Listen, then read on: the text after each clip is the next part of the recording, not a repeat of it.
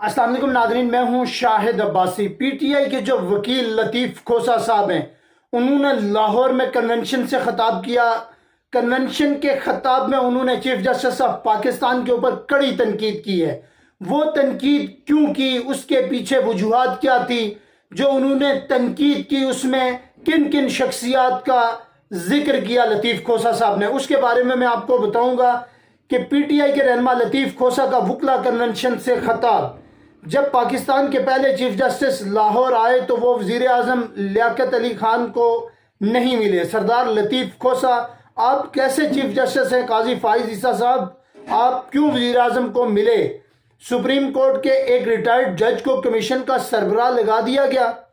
ये लतीफ़ खोसा साहब, ये जजिस का जो मामला चल रहा है खत का, उस हवाले से ये बात की गई है। दूसरा, इसके ऊपर बड़ी कड़ी तनकीद की गई है कि रिटायर्ड एक जज को जो है वो कमेटी का चेयरमैन बनाकर तो वहां पर जो इंक्वायरी करवाई जा रही है, इसके ऊपर जो लतीफ़ खोसा साहब हैं वो शदीद बरहम हैं। और मजीद वकला ने भी खिताब किया। मैं इंपॉर्टेंट लाइनें उठाकर आप लोगों के सामने रखूंगा और इसके ऊपर आप भी अपना तबसरा करें, आप भी अपनी राय दें। लाहौर हाई कोर्ट इंसाफ लॉयर फोरम के ज़ेरे इत्माम वकला कन्वेंशन, साबिक एडवोकेट जनरल ओवैस का खिताब। आर्मी बूट के नीचे अदलिया को रूंध दिया गया है। उन्होंने पाक फौज के ऊपर बड़ी कड़ी तनकीद की है। उन्होंने कहा है कि आर्मी बूट के नीचे अदलिया को रूंध दिया गया है। फिर चीफ ऑफ आर्मी स्टाफ को कहूंगा कि होश के नाखन लो, आपका काम हिफाजत करना है। अपने पाकिस्तान में सियासत में मुदाखलत मत करें और जाली हुकूमत मत बनाएं। ये इन्होंने बाकायदा तौर पर जो आर्मी चीफ को मुखातब करके ये खिताब में कहा। और बैरूनी साजिशें हमारे मुल्क में दहशत गर्दी कर रही हैं, ये भी उन्होंने कहा। ये चीफ जस्टिस काजी फाइज ईसा साहब के ऊपर भी तनकीद हुई है और जो चीफ ऑफ आर्मी स्टाफ हैं उनके ऊपर भी कड़ी तनकीद हुई है। तो इसके ऊपर मैं बात करूंगा। दूसरा, जो जजेस वाला मामला है उसके ऊपर भी बड़ी पेशरफ जारी है। उसके ऊपर भी लतीफ़ खोसा साहब ने जो है ना वो नोटिस लिया था और चीफ जस्टिस ने मामले पर 7 रुकनी बेंच जो है वो तश्कील दिया था। चीफ जस्टिस काजी फाइज ईसा 7 रुकनी बेंच की सरबराह होंगे। चीफ जस्टिस ऑफ पाकिस्तान जो है इस 7 रुकनी बेंच के सरबराह हैं। जस्टिस मंसूर अली शाह, याहिया खान अफरीदी, जमाल खान मंदोखेल बेंच में शामिल। जस्टिस अतर मिनल्ला, जस्टिस मसरत अलाली, जस्टिस नईम अख्तर अफगान भी शामिल। 7 रुकनी लार्जर बेंच बुध को 11:30 बजे समाअत के लिए मुकर्रर।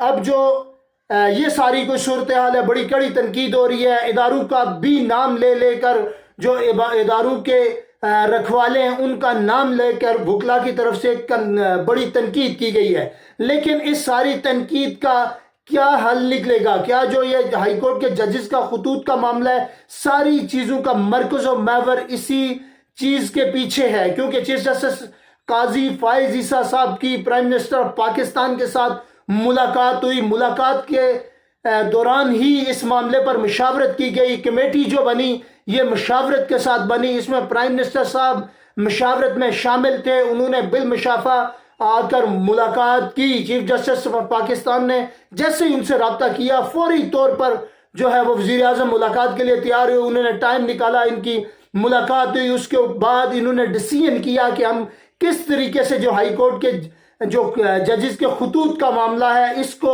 हैंडल करें, जिस पर प्राइम मिनिस्टर ऑफ पाकिस्तान ने भी कहा कि कमेटी बनाए, रिटायर्ड जज को जो है वो लेकर आए। और इसके ऊपर बड़ा एक अजीब जो है वो बयान भी दिया था शेर अफजल मरवत साहब ने कहा था कि जो रिटायर्ड जजेस साहिबान हैं इनको अपने पोते पोतियों के खतने की जो प्रोग्राम होता है उनके ऊपर कोई नहीं बुलाता। और इन्होंने जाकर ये हाई कोर्ट के खतूत के मामले के ऊपर एक रिटायर्ड जज को लाकर तो वहां पर सरबराह बना के वहां पर ये फैसला करवा रहे हैं। उन्होंने इस जो कमेटी थी इसको मुकम्मल तौर पर रिजेक्ट किया है। अब हाई कोर्ट के खतूत का जो मामला है वो कहीं ना कहीं इमरान खान साहब के साथ लिफ हो रहा है, अटैच हो रहा है। कहीं ना कहीं जाहिर सी बात है ہائی کورٹ سے عمران خان صاحب کے خلاف فیصلے آئے، اسی دوران یہ خطوط لکھے گئے. کئی لوگ یہ دعویٰ کرتے ہیں، کئی صحافیوں کے میں نے ٹویٹس پڑھے، انہوں نے یہ کہا کہ یہ جو خط ہے یہ سپریم کورٹ سے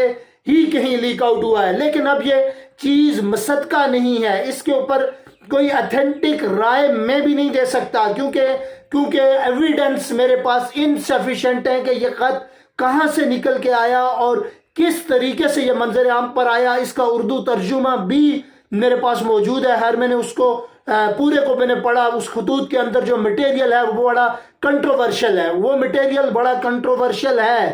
یہ کنٹروورشل مٹیریل جو ججز کی طرف سے جاری کیا گیا، انہوں نے جو اظہار کیا، جنہوں نے جو چیزیں سامنے لائی، وہ بڑی عجیب صورتحال تھی. انہوں نے کہا کہ ہمیں انفلوئنس کیا جاتا رہا، ہم نے جو فیصلے کیے وہ دباؤ کی بنیاد پر ہم سے کروائے جاتے رہے. یہ ساری چیزیں، اب وہ فیصلے کروانے والے کون لوگ ہیں، کیا کیا معاملات ہیں، یہ ساری چیزیں بڑی باریک بینی سے دیکھی جائیں گی، کیونکہ یہ کمیٹی بن گئی ہے. اب جو کمیٹی کو جو پی ٹی آئی والے ہیں وہ مان ہی نہیں رہے، دوسرا جو نون لیگ کا گروپ ہے وہ کمیٹی کو آن کر رہا ہے. یہ ساری کھینچا تانی کی کیفیت ان دو پارٹیز کے درمیان چل رہی ہے. لیکن ابھی دیکھنا یہ ہے کہ یہ کمیٹی کیا کوئی ایسا ڈیسیژن یا ایسا فیصلہ دیتی ہے جو کمیٹی بننے سے پہلے ہی کڑی تنقید کا نشانہ ہے، جو کمیٹی تشکیل ہونے سے پہلے ہی اپنا دم توڑ رہی ہے. وہ کمیٹی کیا سم ہاؤ جسٹس دے سکتی ہے؟ یہ بھی ممکنہ طور پر ہمیں دیکھنا ہوگا. لیکن مجھے نہیں لگتا کہ اس کمیٹی کی طرف سے جو بھی چیزیں پبلک ہوں گی وہ کسی نہ کسی حساب میں امپورٹنس کی حامل ہوں گی. لیکن وہ نون لیگ کے لیے اور امپورٹنس رکھتی ہیں، پاکستان تحریک انصاف کے لیے اور امپورٹنس رکھتی ہیں، کیونکہ جو انٹرسٹ ہے وہ دونوں پارٹیز کے ڈیفرنٹ ہے. ایک جو پی ٹی آئی والے ہیں وہ یہ کہہ رہے ہیں کہ ہمارا جو لیڈر جیل میں ہے اس کو کس طریقے سے کیسے بند کروایا، وہ چیزوں ان کے اوپر روشنی ڈال رہے ہیں. دوسرا جو نون لیگ والے ہیں ان کی کوشش ہوگی کہ کسی طرح معاملہ سم اپ ہو اور اس کو ہم مٹی ڈال دیں. یہ ساری صورتحال ہے. لیکن جو پی ٹی آئی والے ہیں، لطیف کھوسہ صاحب کی جو تقریر تھی اس سے بڑی تنقید تھی.